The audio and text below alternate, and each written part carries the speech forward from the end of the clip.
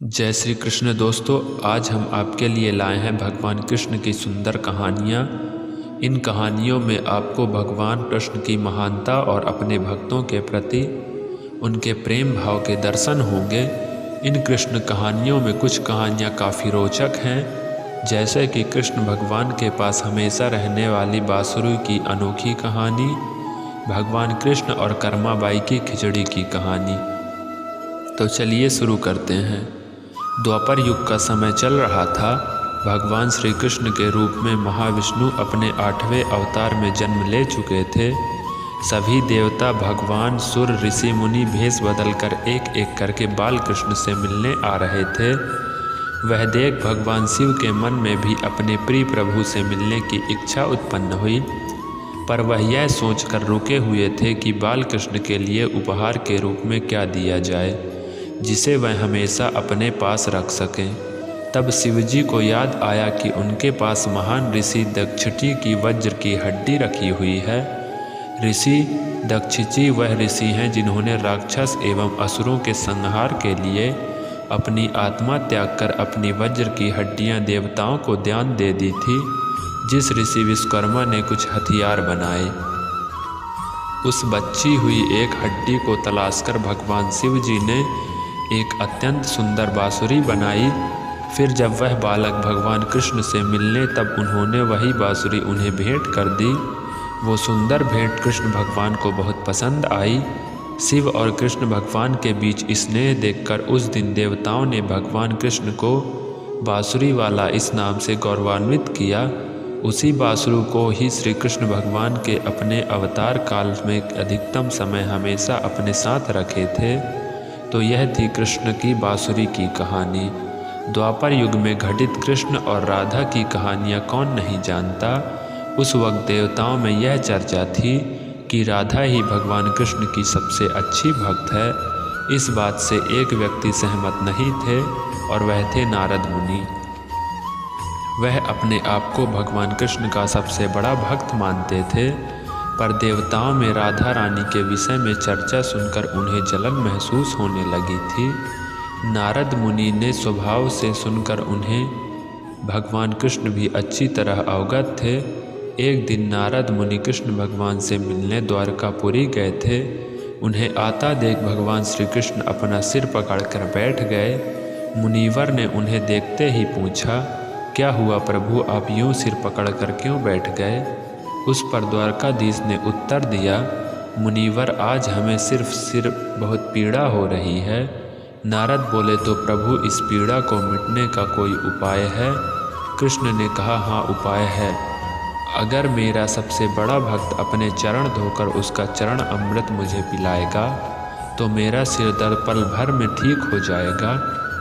कृष्ण के मुख से यह उपाय सुनकर कुछ पल के लिए मुनिवर सोच में पड़ गए कि हूँ तो मैं ही सबसे बड़ा कृष्ण भक्त, लेकिन अगर मैं अपने पैर धोकर उसका चरण अमृत प्रभु को पिलाऊंगा तो मुझे नरक जाना जितना महापाप लगेगा। परंतु राधा को भी तो सब कृष्ण का बड़ा भक्त मानते हैं। इतना सोचने के बाद भगवान कृष्ण ने आज्ञा लेकर नारद तुरंत राधा रानी के महल में जा पहुँचे और उन्हें प्रभु के सिर में हो रही पीड़ा एवं उसके उपाय के बारे में वृत्तांत सुनाया।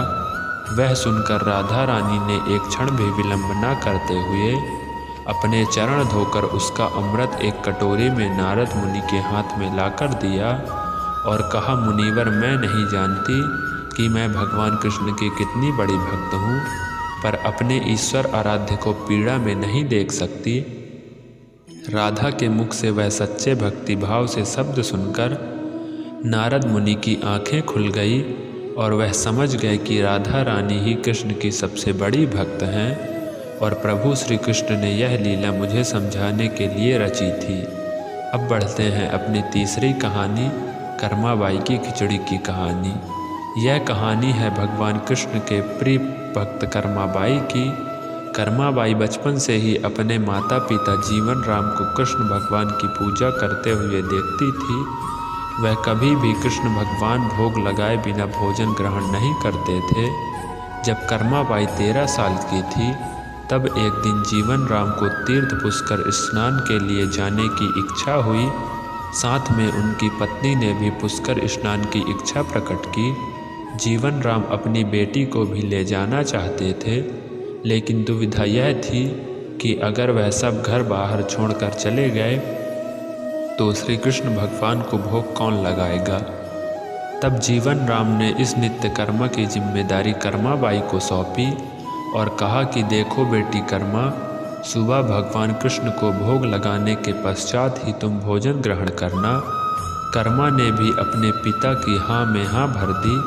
अगले दिन सुबह कर्माबाई ने उठकर सबसे पहले गुड़ और घी का डालके का बाजरा का खिचड़ा बनाया और भगवान कृष्ण की मूर्ति के सामने रख दिया और बोली, भगवान मैंने आपका भोग रख दिया है, आपको जब भूख लगे तब खा लेना, तब तक मैं घर के पूरे काम कर लेती हूँ। इतना कहकर कर्मा अपने घर कामों में जुट गई।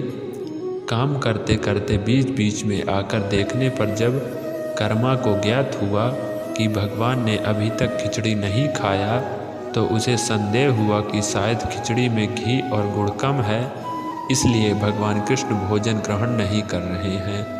तभी कर्माबाई ने खिचड़ा में थोड़ा गुड़ और घी मिलाया और मूर्ति के सामने बैठ गई। वह बोली, भगवान मेरे पिताजी जब खिलाते हैं तब आप खा लेते हो, तो अब क्यों नहीं खा रहे। और अभी तो पिताजी बाहर गए हैं, उन्हें आने में बहुत दिन लगेंगे, तब तक आपको भोग लगाने की जिम्मेदारी मुझे दी गई है, इसलिए जब तक आप भोजन नहीं खाएंगे मैं भी कुछ नहीं खाऊंगी। इस तरह जिद पर अड़ी नन्ही कर्मा की प्यारी बातों से कृष्ण भगवान का सिंहासन डोल गया और फिर मूर्ति में से आवाज़ आई, बेटी कर्मा तुमने पर्दा तो किया ही नहीं, तो मैं भोजन कैसे ग्रहण करूं। तब कर्माबाई ने मूर्ति के आगे अपनी चुनरी का पर्दा किया और कुछ ही समय में कृष्ण मूर्ति के सामने रखी खिचड़ी की थाली खाली हो गई। अब कर्मा रोज सुबह सबसे पहले कृष्ण को बाजरे का खिचड़ा खिलाती और बाद में खुद भोजन ग्रहण करती। कुछ दिन बाद घर लौटने पर कर्मा के माँ बाप ने कृष्ण की लीला देखकर दंग रह गए। इस तरह कर्माबाई ईश्वर कृष्ण की निस्मीन भक्त बन गई। अपने जीवन के अंतिम दिनों में कर्माबाई भगवान जगन्नाथ की नगरी जगन्नाथपुरी में एक कुटिया में बस गई थी। वहाँ पर एक दिन कर्माबाई की कुटिया के सामने एक तेजस्वी क्रांति वाला बालक आया और उसने कर्माबाई से कहा, मुझे भूख लगी है माँ, खाना दो। उस वक्त भी कर्मा अपने भगवान कान्हा को खिचड़ी का भोग लगा रही थी। कर्मा ने उस बालक को भी खिचड़ी खिलाया। उसके बाद से वही बालक हर रोज कर्मा के हाथ का खिचड़ी खाने आता था। यह सिलसिला कई वर्षों तक चलता रहा। वह बालक कोई और नहीं, स्वयं जगन्नाथ भगवान थे।